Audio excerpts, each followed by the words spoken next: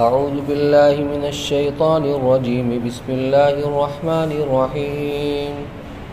إذا جاءك المنافقون قالوا نشهد إنك لرسول الله والله يعلم إنك لرسوله والله يشهد إن المنافقين لكاذبون. اتخذوا أيمانهم جنة فصدوا عن سبيل الله إنهم ساء ما كانوا يعملون. ذلك بأنهم آمنوا ثم كفروا فطبع على قلوبهم فهم لا يفقهون. وإذا رأيتهم تعجبك أجسامهم وإن يقولوا تسمع لقولهم كأنهم خشب مسندة يحسبون كل صيحة عليهم هم العدو فاحذرهم قاتلهم الله أنى يؤفكون. وإذا قيل لهم تعالوا يستغفر لكم رسول الله لووا رؤوسهم ورأيتهم يصدون وهم مستكبرون. سواء عليهم أستغفرت لهم أم لم تستغفر لهم لن يغفر الله لهم إن الله لا يهدي القوم الفاسقين. هم الذين يقولون لا تنفقوا على من عند رسول الله حتى ينفضوا ولله خزائن السماوات والأرض ولكن المنافقين لا يفقهون. يقولون لئن رجعنا إلى المدينة ليخرجن الأعز منها الأذل ولله العزة ولرسوله وللمؤمنين ولكن المنافقين لا يعلمون. صدق الله العلي العظيم. إذا جاءك المنافقون قالوا نشهد إنك لرسول الله. جب آئیں تیرے پاس منافق کہیں ہم قائل ہیں تو رسول ہے اللہ کا. واللہ یعلم انک لرسولہ، اور اللہ جانتا ہے کہ تو اس کا رسول ہے. واللہ یشہد ان المنافقین لکاذبون، اور اللہ گواہی دیتا ہے کہ یہ منافق جھوٹے ہیں. اتخذوا ایمانہم جنۃ فصدوا عن سبیل اللہ، انہوں نے رکھا ہے اپنی قسموں کو ڈھال بنا کر پھر روکتے ہیں اللہ کی راہ سے. انہم ساء ما کانوا یعملون، یہ لوگ برے کام ہیں جو کر رہے ہیں. ذالک بأنہم آمنوا ثم کفروا فطبع علی قلوبہم فہم لا یفقہون، یہ اس لیے کہ وہ ایمان لائے پھر منکر ہوئے پھر مہر لگ گئی ان کے دلوں پر، ان کے دل پر، سو وہ اب کچھ نہیں سمجھتے. وَإِذَا رَأَيْتَهُمْ تُعْجِبُكَ أَجْسَامُهُمْ، اور جب تو دیکھے ان کو تو اچھے لگے تجھ کو ان کے ڈیل. وَإِن يَقُولُوا تَسْمَعْ لِقَوْلِهِمْ، اور اگر بات کہیں سنے تو ان کی بات. كَأَنَّهُمْ خُشُبٌ مُسَنَّدَةٌ، کیسے ہیں جیسے کہ لکڑی لگا دی دیوار سے. يَحْسَبُونَ كُلَّ صَيْحَةٍ عَلَيْهِمْ، جو کوئی چیخیں جانے ہم ہی پر بلا آئی. هُمُ الْعَدُوُّ فَاحْذَرْهُمْ قَاتَلَهُمُ اللَّهُ أَنَّى يُؤْفَكُونَ، وہی ہیں دشمن، ان سے بچتا رہ، گردن مارے ان کی اللہ کہاں پھرے جاتے ہیں. وَإِذَا قِيلَ لَهُمْ تَعَالَوْا يَسْتَغْفِرْ لَكُمْ رَسُولُ اللَّهِ، اور جب کہیے ان کو آؤ معاف کرا دیں تم کو رسول اللہ کا. لَوَّوْا رُؤُوسَهُمْ وَرَأَيْتَهُمْ يَصُدُّونَ وَهُمْ مُسْتَكْبِرُونَ، مٹکاتے ہیں اپنے سر اور تو دیکھے کہ وہ روکتے ہیں اور وہ غرور کرتے ہیں. سواء علیہم استغفرت لهم ام لم تستغفر لهم لن یغفر اللہ لهم، برابر ہے ان پر تو معافی چاہے ان کی یا نہ معافی چاہے، ہرگز نہ معاف کرے گا ان کو اللہ، بے شک اللہ راہ نہیں دیتا. ان اللہ لا یہدی القوم الفاسقین، بے شک اللہ راہ نہیں دیتا نافرمان لوگوں کو.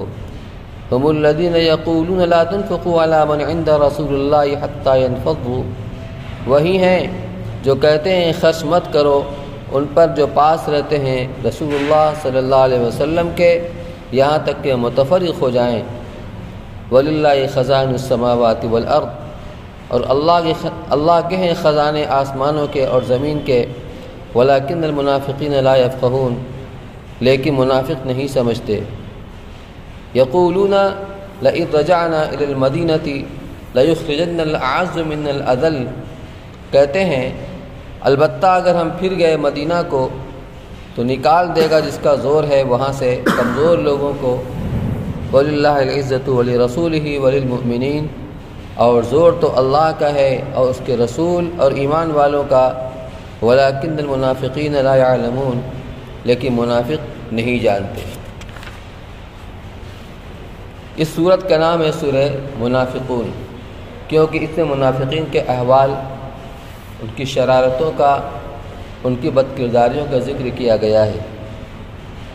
اس کے پہلے سورہ صف تھی، سورہ صف کے اندر اس کے پہلے سورہ جمعہ تھی، اس سے پہلے سورہ صف تھی۔ وہاں یہ بتایا گیا تھا کہ اللہ کی راہ میں جہاد کرنا چاہیے اور صف لگا کر، جس طرح اللہ تعالیٰ کو مطلوب ہے۔ پھر سورہ جمعہ کے اندر حضور صلی اللہ علیہ وسلم کی بعثت کو، رسالت کو، اس کے عموم کو بیان کیا گیا کہ اگر اس جہاد کو اپنی شرائط کے ساتھ دنیا میں باقی رکھا گیا تو دنیا کے تمام اقوام عالم حضور صلی اللہ علیہ وسلم کے جھنڈے تلے جمع ہو جائیں گی، دین اسلام میں داخل ہو جائیں گی۔ اب یہاں سے منافقین کا تذکرہ ہے، اور پہلے سے جو مسلمان تھے اور غیر ایمان والے ان کا تذکرہ تھا۔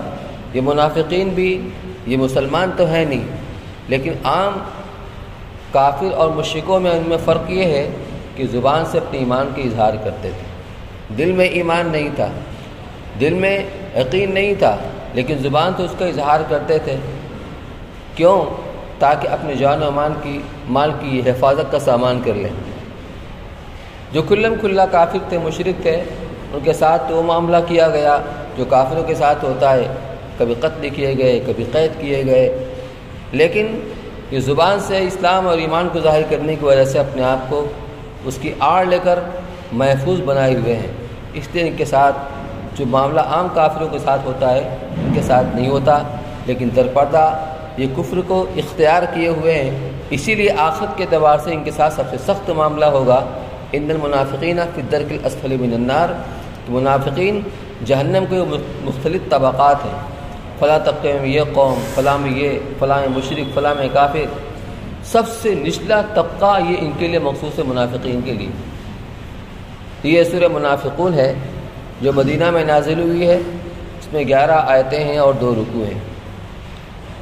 اذا جاءک المنافقون قالوا نشهد انک لرسول اللہ، جب یہ منافقین آپ کے پاس آئیں گے تو کہیں گے کہ ہم دل سے اس بات کی گواہی دیتے ہیں کہ آپ اللہ کے رسول ہیں، یعنی آپ کے سامنے آ کر یہ کہتے ہیں کہ آپ کی رسالت کی گواہی دیتے ہیں، اور کہ نشهد انک لرسول اللہ۔ عربی کے اندر انا کا لفظ اپنی بات اور اپنے مضمون کو مؤکد کرنے کے لیے آتا ہے کہ میں تاکید کے ساتھ یہ بات کہہ رہا ہوں، اور پھر لام بھی تاکید کا ہے، تو تاکید در تاکید۔ تو بے شک آپ اللہ کے رسول ہیں، یہ اس بات کا وہ اعلان کرتے ہیں۔ قالوا نشهد انک لرسول اللہ واللہ یعلم انک لرسول، اور اللہ تعالیٰ جانتے ہیں کہ آپ واقعی اللہ کے رسول ہیں۔ یہ بات کیوں کہی گئی؟ کیونکہ آگے جو جملہ آ رہا ہے واللہ یشہد ان المنافقین لکاذبون، کہ اللہ تعالیٰ اس بات کی گواہی دیتے ہیں کہ منافقین جھوٹے ہیں۔ تو 2 چیز ہے، ایک تو ان کا یہ کہنا کہ آپ اللہ کے رسول ہیں، اس پہ تو کوئی تردد کی بات نہیں کہ آپ واقعی اللہ کے رسول ہیں، لیکن یہ کہتے ہیں ہم دل سے گواہی دیتے ہیں، یہ جھوٹ ہے، یہ جھوٹ ہے۔ تو اگر یہ بات نہ کہی جاتی کہ اللہ جانتا ہے کہ آپ اللہ کے رسول ہیں، تو اس کا اطلاق اس پر بھی ہو سکتا تھا بظاہر۔ اس لیے اللہ تعالیٰ نے پہلے اپنے نبی کی حفاظت کا سامان کیا کہ آپ اللہ کے رسول ہیں، یہ ہم بھی جانتے ہیں، لیکن وہ دعویٰ کر رہے ہیں، اپنے دعوے کے اندر جھوٹے ہیں، کیونکہ دل سے گواہی نہیں دیتے ہیں۔ جو کہہ رہے ہیں ہم دل سے گواہی دے رہے ہیں آپ اللہ کے رسول ہیں، اس گواہی دینے میں وہ جھوٹے ہیں، کیونکہ صرف زبانی جمع خرچ ہے، دل میں یقین نہیں ہے۔ اتخذوا ایمانہم جنۃ فصدوا عن سبیل اللہ، اس طریقے سے انہوں نے اپنی اس قسموں کو، یہ تاکید کے ساتھ جو بات کہہ رہے ہیں گویا قسم کے انداز میں کہہ رہے ہیں، تو اپنی اس قسموں کو انہوں نے آڑ بنا لیا ہے، یہ اسی کی آڑ میں اپنے جان و مال کی حفاظت کا سامان کر لیا کہ ان کے ساتھ وہ معاملہ نہیں ہوتا جو عام کافروں کے ساتھ مشرکین کے ساتھ معاملہ ہوتا ہے کہ کبھی قتل کیے گئے کبھی قید کیے گئے. انہم ساء ما کانوا فصدوا عن سبیل اللہ. تو ایک تو اپنی زبان سے ایمان کے اظہار کر کے اپنی حفاظت کا سامان کر لیتے ہیں کہ مسلمانوں کے حملے سے اور قتل و قید سے محفوظ ہو جاتے ہیں. اور پھر یہی نہیں، ایک خرابی یہ بھی ہے کہ اللہ کی راہ سے اوروں کو روکتے ہیں اور غلاتے ہیں. جو یہودیوں کا ایک فطرت کی مزاج ہوتا ہے، ہر وقت سازش کرنا، اسلام کے خلاف، مسلمانوں کے خلاف، یہ بھی کرتے تھے. وَإِذَا لَقُوا الَّذِينَ آمَنُوا قَالُوا آمَنَّا. ان کا معاملہ یہ ہے کہ جب ایمان والوں کے سامنے آتے ہیں کہتے ہیں آمنا، ہم بھی مسلمان ہیں، ہم بھی ایمان لا چکے ہیں. وَإِذَا خَلَوْا إِلَىٰ شَيَاطِينِهِمْ قَالُوا إِنَّا مَعَكُمْ. اور جو اپنے چودھریوں کے پاس، جو شیطان جسے قرآن نے کہا ہے، ان کے پاس جاتے تھے کہتے ہیں کہ ہم تو تمہارے ساتھ ہیں دل سے. اِنَّا مُسْتَهْزِئُونَ. وَإِذَا خَلَوْا إِلَىٰ شَيَاطِينِهِمْ قَالُوا إِنَّا مَعَكُمْ إِنَّا نَحْنُ مُسْتَهْزِئُونَ. ہم جب ان سے کہہ رہے تھے کہ ہم ایمان لائے ہیں تو ہم تم کا مذاق اڑا رہے تھے، ہم اس ظاہری زبان سے کہہ رہے تھے. تو یہ دل کے اندر کفر کو چھپائے ہوئے ہیں، زبان سے اسلام کو ظاہر کر رہے ہیں، اور بھی خرابیاں ہیں کہ اسلام سے اوروں کو روکنے کا کام کرتے ہیں. انہم ساء ما کانوا یعملون. تو یہ کام کر رہے ہیں بہت برے کام کر رہے ہیں. اس سلسلے میں کچھ تفصیلات ہیں، اور ایک یہ کہ ان آیات کا شان نزول کیا ہے، کس موقع پر نازل ہوئی، اس کا پس منظر کیا ہے. مفتی شفیع صاحب رحمۃ اللہ نے تفصیل کے ساتھ بیان کیا ہے، وہ آپ کو سماعت فرما لیں. فرماتے ہیں کہ یہ واقعہ سن 5 ہجری میں یا 6 ہجری میں غزوہ بنی المصطلق کے موقع پر پیش آیا. بنی المصطلق یہ خاندان قبیلہ تھا جس جگہ یہ آباد تھا. اللہ کے رسول صلی اللہ علیہ وسلم صحابہ کی جماعت کے ساتھ وہاں تشریف لے گئے تھے غزوہ کرنے کے لیے، جہاد کرنے کے لیے. وہیں پر ایک کنواں تھا، اس کا نام تھا مریسیع، اس لیے اس مناسبت سے اس کو غزوہ مریسیع بھی کہا جاتا ہے. تو اکثر علماء مغازی اور سیر کی روایت کے مطابق اس کا واقعہ اس طرح ہے کہ رسول اللہ صلی اللہ علیہ وسلم کو یہ خبر ملی کہ بنی المصطلق کے رئیس حارث ابن ضرار رسول اللہ صلی اللہ علیہ وسلم کے خلاف جنگ کی تیاری کر رہے ہیں. یہ حارث ابن ضرار حضرت جویریہ رضی اللہ تعالیٰ عنہ کے والد ہیں، جو بعد میں مسلمان ہو کر ازواج مطہرات میں داخل ہوئی، اور خود حارث ابن ضرار بھی بعد میں مسلمان ہو گئے. رسول اللہ صلی اللہ علیہ وسلم کو جب ان کی جنگی تیاری کی خبر ملی تو آپ مسلمانوں کی ایک جماعت کے ساتھ ان کے مقابلے کے لیے نکلے. اس جہاد کے لیے نکلنے والے مسلمانوں کے ساتھ بہت سے مسلمان بھی، بہت سے منافقین بھی اس طمع میں نکلے کہ ہمیں بھی مال غنیمت میں حصہ ملے گا، کیونکہ یہ لوگ باوجود دل میں کافر اور منکر ہونے کے یہ یقین رکھتے تھے کہ اللہ کی مدد آپ کے ساتھ ہے اور آپ ہی غالب اور فاتح ہوں گے. اس لیے جب مال غنیمت ہاتھ آئے گا اس میں ہمارا بھی حصہ ہوگا، ہم کو بھی حصہ ملے گا. تو رسول اللہ صلی اللہ علیہ وسلم جب بنی المصطلق کے مقام پر پہنچے تو حارث ابن ضرار کے لشکر سے سامنا اس پانی کے چشمے یا کنویں پر ہوا جو مریسیع کے نام سے معروف تھا. اسی لیے اس غزوہ کو غزوہ مریسیع بھی کہا جاتا ہے. جانبین سے جنگ کی صفیں مرتب ہو کر تیروں کے ساتھ مقابلہ ہوا، جس میں بنی المصطلق کے بہت سے آدمی مارے گئے، باقی بھاگنے لگے. حق تعالیٰ نے رسول اللہ صلی اللہ علیہ وسلم کو فتح عطا فرمائی. ان کے کچھ اموال غنیمت اور کچھ مرد و عورت قید ہو کر مسلمانوں کے ہاتھ آ گئے. مگر اس کے بعد ابھی مسلمانوں کا لشکر اسی مریسیع کے پانی پر جمع تھا، یعنی وہاں سے ابھی روانگی نہیں ہوئی تھی کہ ایک ناگوار واقعہ یہ پیش آ گیا کہ ایک مہاجر اور ایک انصاری میں اسی پانی پر باہم جھگڑا ہو گیا اور نوبت باہم قتل و قتال کی آ گئی. حضور صلی اللہ علیہ وسلم کے حیات میں بعض واقعات صحابہ کے ذریعے سے من جانب اللہ کرائے گئے تاکہ اس میں قیامت تک آنے والی امت کو حکم معلوم ہو کہ اگر ایسی صورتحال کبھی پیش آ جائے تو اس میں حکم کیا ہے. کبھی آیات پہ نازل ہوتی ہے اس میں، جیسا کہ اسی موقع پر ہوا. تو باہم قتل و قتال کی نوبت آ گئی. مہاجر نے اپنی مدد کے لیے مہاجرین کو پکارا اور انصاری نے انصار کو، جیسے کہ ہوتا نا کبھی ایک محلے والے دوسرے محلے والے سے لڑائی کرتے ہیں. اب اس محلے والے چڑھائی کرتے ہوئے گئے چل چل تو بس چل.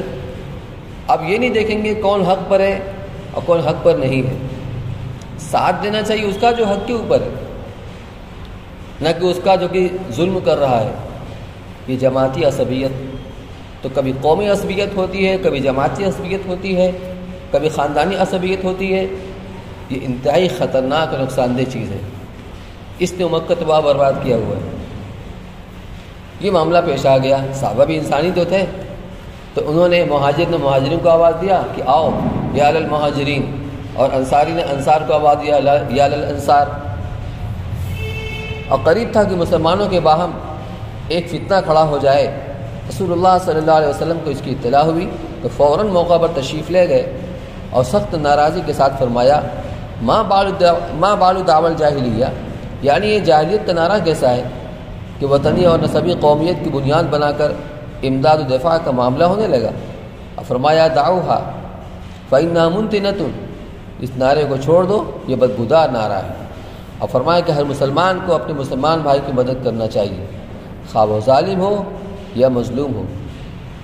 یہ مستقل ایک حدیث ہے، انصر اخاک ظالما او مظلوما، کہ اپنے بھائی مسلمان بھائی کی مدد کرو خواہ ظالم ہو خواہ مظلوم ہو. صحابہ نے کہا یا رسول اللہ، مظلوم کی مدد تو سمجھ میں آتی ہے کہ اس پر ظلم ہو رہا ہے تو ظلم سے اس کو بچایا جائے. ظالم کی مدد کا مطلب کیا ہوتا ہے؟ تو آپ نے فرمایا ظالم کی مدد یہ ہے کہ اس کو ظلم سے روک دو. یہ ظالم کی مدد ہے. تو ہر مسلمان بھائی کی مدد کرنا چاہیے، کسی خاندان، کسی قبیلے، کسی جماعت کے ساتھ اس کا تعلق، خواہ وہ ظالم ہو یا مظلوم. تو مظلوم کی مدد کرنا تو ظاہر ہے کہ اس کو ظلم سے بچائے، اور ظالم کی مدد کرنے کا مطلب یہ ہے کہ اس کو ظلم سے روک دے، کیونکہ اس کی حقیقی مدد یہی ہے. مراد یہ تھی کہ ہر معاملے میں یہ دیکھنا چاہیے کہ مظلوم کون ہے، ظالم کون. پھر ہر مسلمان کا خواہ وہ مہاجری ہو یا انصاری یا کسی قبیلہ و خاندان کا ہو، یہ فرض ہو جاتا ہے کہ مظلوم کو ظلم سے چھڑائے اور ظالم کا ہاتھ روکے، خواہ وہ اپنا حقیقی بھائی اور باپ ہی کیوں نہ ہو. یہ نسبی اور وطنی قومیت جاہلانہ اور بدبودار نعرہ ہے جس سے گندگی کے سوا کچھ ہاتھ نہیں آتا. حضرت شیخ الہند رحمۃ اللہ علیہ جب مالٹا کی جیل سے واپس آئے، تقریباً 4 سال وہاں پر رہنے کے بعد، اور ہندوستان آنے کے بعد حضرت زیادہ تقریباً 1 مہینے کے قریب زندہ رہے. بہت ضعیف ہو گئے تھے، وہاں کی سختیوں اور سزاؤں کی وجہ سے بہت جسم متاثر ہوا تھا. تو اپنے گھر میں چارپائی پر بیٹھے ہوئے تھے اور چاروں طرف دارالعلوم کے اساتذہ تھے، بڑے اساتذہ. حضرت نے ایک بات فرمائی کہ میں قید کے زمانے میں بہت غور کرتا رہا کہ اس امت کی پستی کا سبب کیا ہے. یہ امت محمدیہ یہ اقوام عالم کی رہبری کے لیے دنیا کے اندر آئی تھی، لیکن آج یہ دوسرے کی محتاج ہو گئی. اس کی ذلت، اس کی پستی کا سبب کیا ہے؟ تمام اساتذہ بہت غور سے سن رہے تھے. تو فرمایا میں نے یہ اس میں سے محسوس کیا، کیونکہ یہ تفسیر لکھی گئی تھی وہیں پہ ترجمہ شیخ الہند وہیں لکھا گیا تھا مالٹا کے اندر. تو میں نے غور کیا کہ 2 چیزیں، ایک تو قرآن سے دوری، چاہے اس کی تلاوت کہہ لیجئے، قرآن احکامات کے اوپر عمل کہہ لیجئے، اس کے معنی اور علوم کے اندر غور و فکر کہہ لیجئے، اس کے علوم کو حاصل کرنا کہہ لیجئے. تو قرآن سے دوری. یہ قرآن بھی شکایت کرے گا اللہ کی بارگاہ میں. جیسے قرآن کے اندر ہے وقال الرسول یا ربی ان قومی ھذا کیا مہجورا، ان قوم اتخذوا ھذا القرآن مہجورا، میری اس قوم نے اس قرآن کو متروک کر رکھا ہے. وہاں تو قوم سے مراد وہ مشرکین مکہ ہیں، لیکن وہیں اس تفسیر کے ضمن میں ایک روایت اور ذکر کی گئی ہے، وہاں قرآن محشر کے میدان میں اللہ شکایت کرے گا، مسلمانوں کے بارے میں شکایت کرے گا. ایک تو یہ قرآن سے دوری ایک سبب ہے. دوسرا سبب مختلف خیموں کے اندر بٹے رہنا، اپنے قیادت سے بد اعتمادی، یعنی اپنی قیادت کے اوپر اعتماد نہ ہونا، مختلف خیموں کے اندر بٹے رہنا، چھوٹی چھوٹی جماعتوں کے اندر بٹے رہنا، یہ بنیادی سبب ہے اس امت کی پستی کا. یہاں پر یہ واقعہ آیا ہے، اللہ کے رسول صلی اللہ علیہ وسلم نے فوراً حصہ لیا اس کے اندر اور ان کو متنبع کیا کہ یہ تو زمانہ جاہلیت کا نعرہ ہے جو تعصب کی بنیاد پر ہوتا ہے، یہ کہاں سے آ گیا؟ اور اس کے بعد مستقل پورا دن پوری رات آپ سفر کرتے رہے، کیونکہ اگر کہیں رکیں گے تو انسانی مزاج ہے کہ 4 آدمی یہاں 6 آدمی یہاں تبصرہ ہو تو کام بجائے بننے کا خراب ہو جائے گا، اس لیے ان کو موقع ہی نہیں دیا کوئی اس پر تبصرہ کرے، کوئی اس پر گفتگو ہو، مستقل آپ چلاتے۔ تو رسول اللہ صلی اللہ علیہ وسلم کا ارشاد سنتے ہی جھگڑا ختم ہو گیا۔ اس معاملے میں زیادتی جہجہ رضی اللہ تعالیٰ جو مہاجری تھے ان کی ثابت ہوئی، اس کے بالمقابل سنان ابن وبرہ جوہنی انصاری رضی اللہ عنہ کو زخم آ گیا تھا۔ حضرت عبادہ بن صامت رضی اللہ تعالیٰ کے سمجھانے سے سنان ابن وبرہ رضی اللہ تعالیٰ نے اپنا حق معاف کر دیا اور جھگڑنے والے ظالم و مظلوم پھر بھائی بھائی بن گئے۔ بعد کے واقعات یہ ثابت کریں گے کہ اس کو دل سے بالکل نکال دیا۔ منافقین کی ایک جماعت جو مال غنیمت کی تمام مسلمانوں کے ساتھ لگی ہوئی تھی، ان کا سردار عبداللہ بن ابی تھا جو دل میں رسول اللہ صلی اللہ علیہ وسلم اور مسلمانوں سے دشمنی رکھتا تھا۔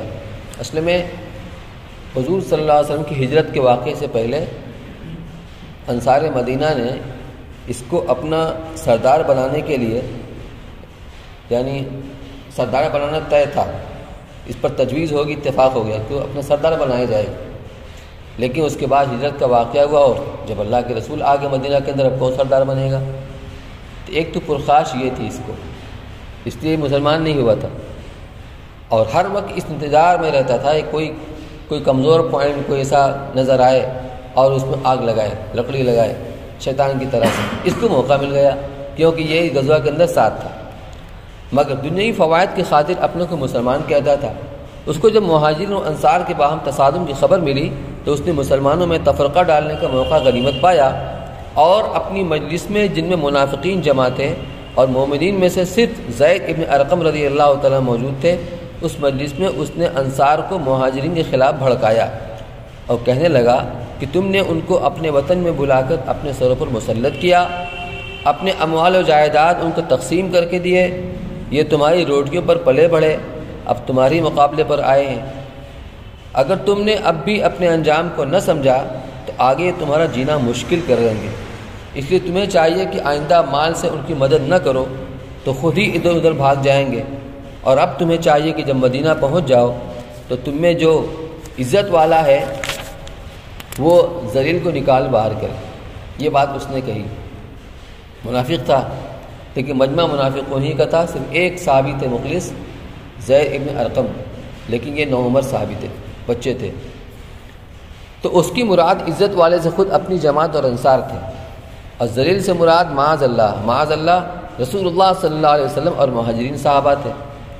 زید ابن ارقم رضی اللہ تعالیٰ عنہ یہ بھی انصاری ہیں، نے جب اس کا یہ کلام سنا تو فوراً بولے کہ واللہ تو ہی ذلیل و خوار اور مبغوض ہے، اور رسول اللہ صلی اللہ علیہ وسلم اللہ کی طرف سے دی ہوئی عزت اور مسلمانوں کی دلی محبت سے کامیاب ہے۔ عبداللہ بن ابی چونکہ اپنے نفاق پر پردہ ڈالنا چاہتا تھا، اسی لیے اس الفاظ صاف نہ بولے تھے۔ اس وقت زید ابن ارقم کی اظہار غضب سے اس کو ہوش آیا کہ میرا کفر ظاہر ہو جائے گا، تو حضرت زید رضی اللہ تعالیٰ سے عذر کیا کہ میں نے تو یہ بات ہنسی میں کہہ دی تھی، میرا مطلب رسول اللہ صلی اللہ علیہ وسلم کے خلاف کچھ کرنا نہیں تھا۔ یہ بات ہو گئی۔ حضرت زید ابن ارقم رضی اللہ تعالیٰ عنہ اس مجلس سے اٹھ کر حضرت صلی اللہ علیہ وسلم کی خدمت میں حاضر ہوئے اور ابن ابی کا سارا واقعہ کہہ سنایا۔ رسول اللہ صلی اللہ علیہ وسلم پر یہ خبر بہت شاق ہوئی، چہرے مبارک پر تغیر کے آثار ظاہر ہونے لگے۔ زید ابن ارقم کا عمر صحابی تھے۔ آپ نے ان سے کہا کہ لڑکے تم جھوٹ تو نہیں بول رہے ہو؟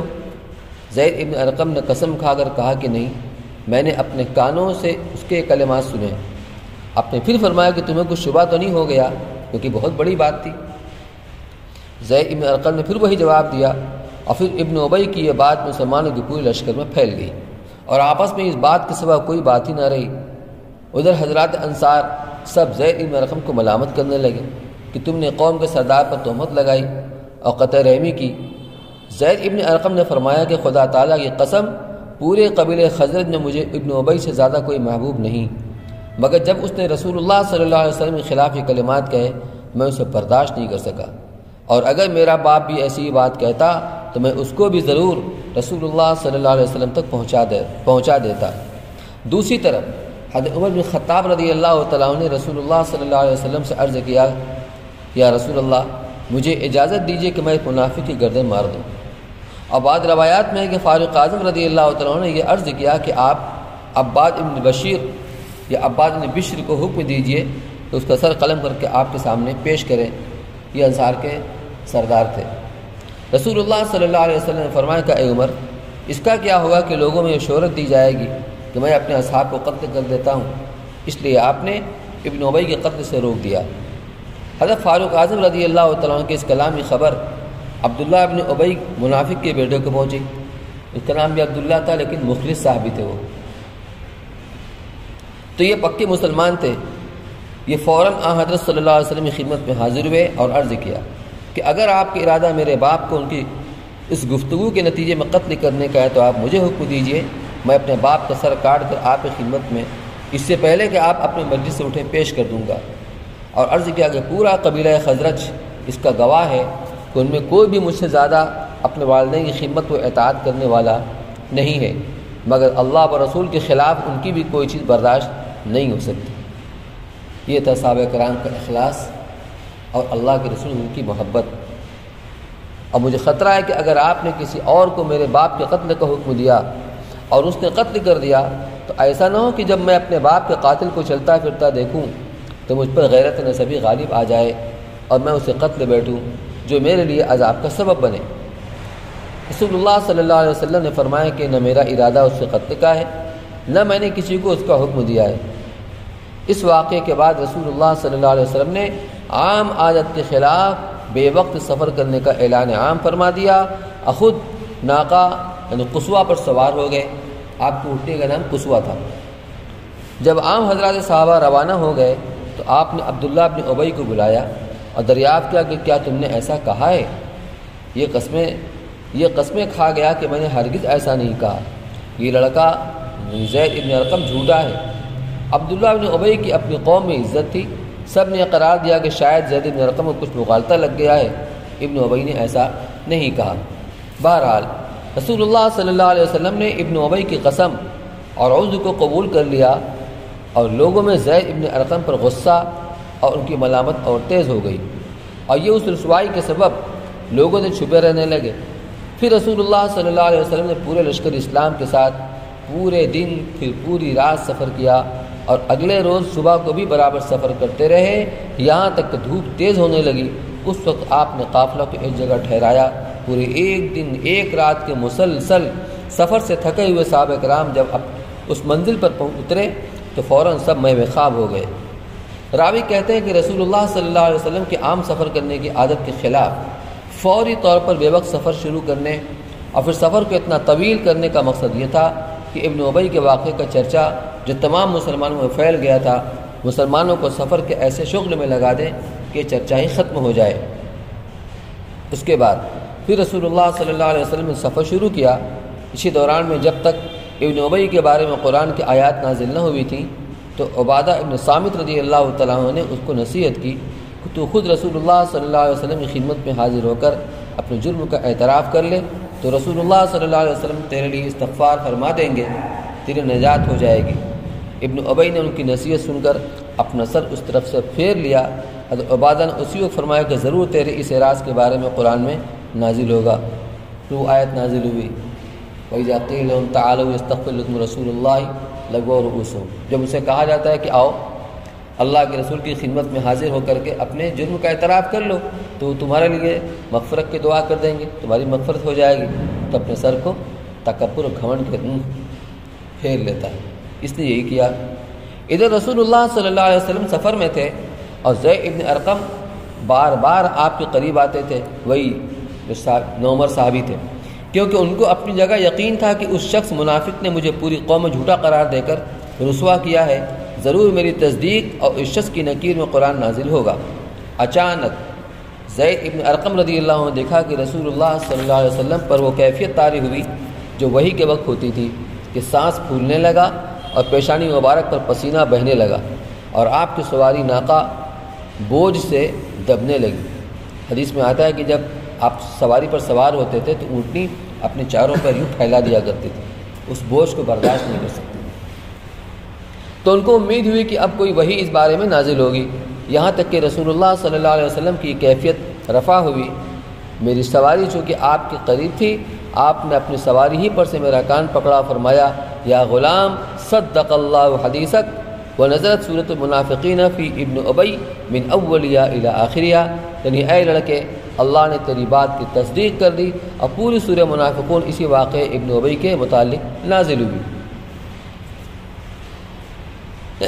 یہ ایک روایت میں ہے کہ جب رسول اللہ صلی اللہ علیہ وسلم مدینہ طیبہ کے قریب وادی عقیق میں پہنچے تو عبداللہ ابن ابی منافق کے مومن صاحبزادے عبداللہ آگے بڑھے اور تمام سواریوں میں تلاش کرتے ہوئے اپنے باپ ابن ابی کی سواری کے قریب پہنچ کر باپ کے اونٹنے کو بٹھا دیا اور اسے گھٹنے پر پاؤں رکھ کر باپ سے خطاب کیا کہ خدا کی قسم تم مدینہ میں داخل نہیں ہو سکو گے جب تک رسول اللہ صلی اللہ علیہ وسلم تمہیں داخل ہونے کی اجازت نہ دے، اور جب تک تم یہ بات واضح نہ کرو کہ تم نے جو بات کہی ہے کہ عزت والا ذلت والوں کو نکال دے گا، اس میں عزت والا کون ہے، رسول اللہ صلی اللہ علیہ وسلم یا تم؟ عبداللہ ابن ابی یعنی مخلص مسلمان اپنے باپ کا راستہ روکے ہوئے کھڑے تھے، اور پاس سے گزرنے والے لوگ عبداللہ کو ملامت کر رہے تھے کہ باپ کے ساتھ ایسا معاملہ کرتا ہے۔ آخر میں جب رسول اللہ صلی اللہ علیہ وسلم کی سواری ان کے قریب آئی تو معاملے کے متعلق دریافت کیا۔ لوگوں نے بتلایا کہ عبداللہ مومن نے اپنے باپ کا راستہ اس لیے روکا ہوا ہے کہ جب تک رسول اللہ صلی اللہ علیہ وسلم اس کو مدینہ میں داخل ہونے کی اجازت نہیں دیں گے یہ مدینہ میں داخل نہ ہو سکے گا۔ اور حضرت صلی اللہ علیہ وسلم نے دیکھا کہ ابن ابی منافق بیٹے سے مجبور ہو کر یہ کہہ رہا ہے کہ میں تو بچوں اور عورتوں سے بھی زیادہ ذلیل ہوں۔ رسول اللہ صلی اللہ علیہ وسلم نے یہ سن کر صاحبزادے سے کہا کہ ان کا راستہ چھوڑ دو، مدینہ میں جانے دو۔ تب بیٹے نے ان کا راستہ چھوڑا۔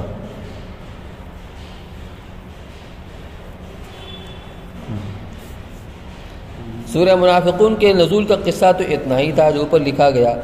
قصہ کے شروع میں یہ بھی اجمالاً ذکر ہوا ہے کہ غزوہ بنی مستلق کا اصل ذمہ دار ام المومنین حضرت جویریہ رضی اللہ تعالیٰ عنہ کا والد حارث بن زرار ہوا تھا۔ بعد میں حضرت جویریہ رضی اللہ تعالیٰ عنہ کو اللہ تعالیٰ نے شرف اسلام کے ساتھ امہات المومنین میں داخل ہونے کا شرف عطا فرمایا اور باپ بھی مسلمان ہو گیا۔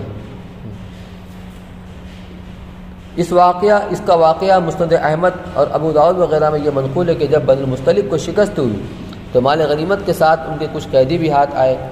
اسلامی قانون کے مطابق سب قیدی اور مال غنیمت مجاہدین میں تقسیم کر دیے گئے۔ قیدیوں میں حارث ابن زرار کی بیٹی جویریہ بھی تھی، یہ حضرت ثابت ابن قیس ابن شماس کے حصے میں آ گئی۔ انہوں نے جویریہ رضی اللہ تعالیٰ عنہ کو بصورت کتابت آزاد کرنے کا ارادہ فرمایا۔ کتابت کہتے ہیں کہ غلام سے اس کا مالک یہ طے کرے کہ اگر تم مجھے اتنی رقم کما کر لا کر دے دو گے تو تم آزاد ہو، تو اس کو مکاتب کہتے ہیں۔ تو ان کے آقا نے ان سے یہ کہا، تو انہوں نے جویریہ کو بصورت کتابت آزاد کرنے کا ارادہ فرمایا، جس کی صورت یہ ہوتی ہے کہ غلام یا کنیز پر کچھ رقم مقرر کر دی جائے اور اس کو محض مزدوری یا تجارت کی اجازت دے دی جائے، وہ مقررہ رقم کما کر مالک کو ادا کر دے تو آزاد ہو جائے۔ جویریہ رضی اللہ تعالیٰ عنہ پر جو رقم مقرر کی تھی وہ بڑی رقم تھی جس کی ادائیگی ان کے لیے آسان نہ تھی۔ وہ حضرت صلی اللہ علیہ وسلم کی خدمت میں حاضر ہوئی اور درخواست کی کہ میں مسلمان ہو چکی ہوں، شہادت دیتی ہوں کہ اللہ ایک ہے، اس کے ساتھ کوئی شریک نہیں، اور آپ اللہ کے رسول ہیں۔ پھر اپنا واقعہ سنایا کہ ثابت ابن قیس کے حصے میں آئی ہوں، انہوں نے مجھے مکاتب بنا دیا ہے، مگر رقم کتابت کی ادائیگی میرے بس میں نہیں، آپ اس میں میری کچھ مدد فرما دیں۔ رسول اللہ صلی اللہ علیہ وسلم نے ان کی درخواست قبول فرما لی اور ساتھ ہی ان کو آزاد کر کے اپنی زوجیت میں لینے کا ارادہ ظاہر فرمایا۔ جویریہ رضی اللہ تعالیٰ عنہ کے لیے بہت بڑی نعمت تھی، وہ کیسے قبول نہ کرتی، بخوشی خاطر قبول کیا اور یہ ازواج مطہرات میں داخل ہو گئیں۔ ام المومنین حضرت جویریہ رضی اللہ تعالیٰ عنہ کا بیان ہے کہ غزوہ بنی المستلق میں رسول اللہ صلی اللہ علیہ وسلم کے تشریف لانے سے 3 دن پہلے میں نے خواب میں دیکھا تھا کہ یثرب کی طرف سے چاند چلا اور میری گود میں آ کر گر گیا۔ اس وقت تو میں نے یہ خواب کسی سے ذکر نہ کیا تھا، اب اس کی تعبیر آنکھوں سے دیکھ لی۔ یہ سردار قوم کی بیٹی تھی، ان کے ازواج مطہرات میں داخل ہونے سے پورے قبیلہ پر بھی اچھے اثرات مرتب ہوئے، اور ایک فائدہ ان تمام عورتوں کو پہنچا جو ان کے ساتھ گرفتار ہوئی تھیں اور ان کی رشتہ دار تھیں، کیونکہ ان کا ام المومنین ہو جانا معلوم کرنے کے بعد جس مسلمان کے پاس ان کی رشتہ دار کوئی کنیز تھی سب نے ان کو آزاد کر دیا کہ ان کے عزیز کسی عورت کو کنیز بنا کر اپنے پاس رکھنا ادب کے خلاف سمجھا۔ اس طرح 100 کنیزیں ان کے ساتھ آزاد ہو گئیں، اور پھر ان کے والد بھی رسول اللہ صلی اللہ علیہ وسلم کا ایک معجزہ دے کر مسلمان ہو گئے۔ کچھ واقعات اور باقی انشاءاللہ آپ آگے سماعت فرمائیں گے، لیکن یہاں ایک بات اور آپ سماعت پر سمجھ لیں۔ دشمنوں کی طرف سے یہ تہمت لگائی جاتی ہے کہ معاذ اللہ کے رسول صلی اللہ علیہ وسلم رنگین مزاج تھے، نعوذ باللہ من ذالک، کہ آپ نے کثرت کے ساتھ شادیاں کی، لیکن غور کیا جائے تو آپ نے اپنی بھری جوانی میں جو نکاح کیا کس سے کیا؟ خدیجہ رضی اللہ تعالیٰ عنہ سے، جو 2 شوہر سے بیوہ تھیں۔ آپ مکے والے کی آنکھوں کا تارا تھے، لوگ آپ کے لیے اپنے دل و دماغ کو فرش راہ کیے رہتے تھے، جہاں آپ چاہتے آپ کی منگنی ہو سکتی تھی، ایک سے خاتون تھی، لیکن اس بھری جوانی میں آپ نے اپنی زوجیت میں کس کو قبول کیا؟ 40 سال کی بیوہ، اپنی عمر سے 15 سال بڑی، 2 شوہر سے بیوہ۔ یہ کس بات کی دلیل ہے؟ آپ رنگین مزاج تھے اور 25 سال کا پورا عرصہ آپ کے ساتھ گزارا۔ آپ کی متعدد شادیاں ہوئی ہیں، وہ 50 سال کی عمر کے بعد ہوئی، آخری دہائی کے اندر ہوئی۔ اس میں بڑی مصلحتیں تھیں، ایک یہ بھی جب ان کو اپنے نکاح میں آپ نے لے لیا تو ان کے گھرانے کے لوگ حضور صلی اللہ علیہ وسلم کے سسرال کے لوگ ہو گئے نا، صحابہ کرام پر اثر پڑا، اچھا یہ حضور کے سسرال کے لوگ ہیں تو سبوں نے اپنے غلام باندھنے کو آزاد کر دیا۔ اس کا اس گھرانے پر، خاندان پر یہ اثر ہوا، وہ لوگ بھی اسلام کے اندر داخل ہو گئے۔ ایک یہ بھی مقصد ہوتا ہے کہ جب اس کے اندر شادی کی جائے گی تو لوگوں کو سمجھنے کا موقع ملے گا، اور جب بھی جس زمانے میں بھی لوگوں نے قرآن کو اس نیت سے سنا کہ ذرا دیکھے تو اللہ کیا کہتا ہے، اللہ نے ان کو محروم نہیں کیا ہے ہدایت سے۔ یہ سارے مقاصد تھے، تو یہ مقصد تھا۔ اور سب سے زیادہ آپ کو تعلق تھا عائشہ رضی اللہ تعالیٰ عنہ سے، انتہائی ذکیہ فطینہ، یعنی بہت سمجھدار تھی، آپ کی باتوں کو سمجھنے والی تھی، اور امت کو جو آپ کی وفات کے بعد جو بہت سارے مسائل ملے ہیں، اس میں قریب آدھا دن تو ام المومنین عائشہ رضی اللہ تعالیٰ عنہ سے ملا ہے۔ تو ہر نبی کی متعدد نکاح ہوتے تھے، اللہ کی مصلحت تھی اس کے اندر، تاکہ ان خواتین کے ذریعے سے جو گھر کے اندر کا دین ہے، رات کے اوقات کیسے گزرتے ہیں، اللہ کی عبادت میں اطاعت میں کیسے گزرتے ہیں، امت کے سامنے آئے، تاکہ امت کو معلوم ہو ہمیں اپنے رات کیسے گزارنی چاہیے۔ یہیں پر اس کو ختم کرتا ہوں، انشاءاللہ بقیہ حصہ آپ کو اگلے درس میں سماعت فرمائیں گے۔ سبحان اللہ و بحمدہ، سبحانک اللہم و بحمدک، اشہد ان لا الہ الا انت، استغفرک۔